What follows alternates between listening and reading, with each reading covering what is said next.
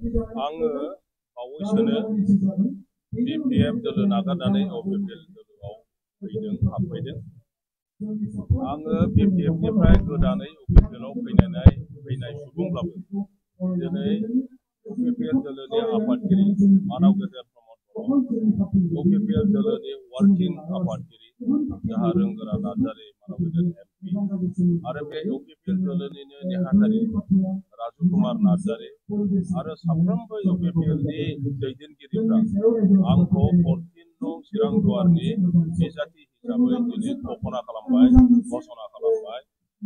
आङो साननोनो हाया जे बिथांमोनहा आंनि सायाव मोनसे बिश्वास लानानै आरो OPPL दोलोनि सासे दैदेनगिरि जानानै जोंनि समाजखौ सेवा खालामनो हागोन आरो दैदेननो हागोन बिदि बेखौ बिश्वास खालामनानै बिथांमोनहा आंनो बिजाथि होबाय आरो बिथांमोननि साननाय हनायखौ मावफुंनो थाखाय आं दिनै गोख्रोङै ओंखारबाय आरो जोंनि बे चिरां दुवारनि रायजो राजाफ्रा दोलै नोगोरै हाजार हाजार मानसिफ्रा दिनै आंखौ बरायदों।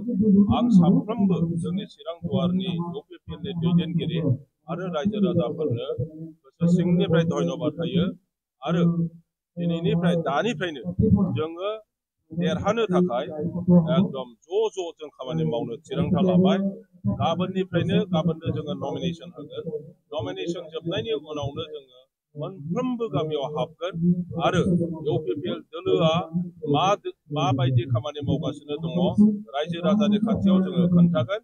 OPPL दोलोनो मानो भट होनांगौ बेफोर खोथा बाथ्राफोरखौ जोङो रायजो राजाफोरजों सावरायगोन आरो जों मिथिखागौ बे चिरां दुवार समस्तिया जाहैबाय OPPL दोलोनिनो समस्तिखा। बेवहाय थांनाय 2020 सनावबो OPPL-आनो देरहाखादों आरो थांनाय MP इलेक्सनावबो OPPL-आनो देरहाखादों। थांनाय 21 सनावबो MLA-आवबो OPPL-आनो देरहाखादों आरो नै थांनाय बाइ इलेक्सनावबो OPPL-आनो देरहाखादों आरो दाबो BTC इलेक्सनावबो OPPL-आनो देरहाखादों।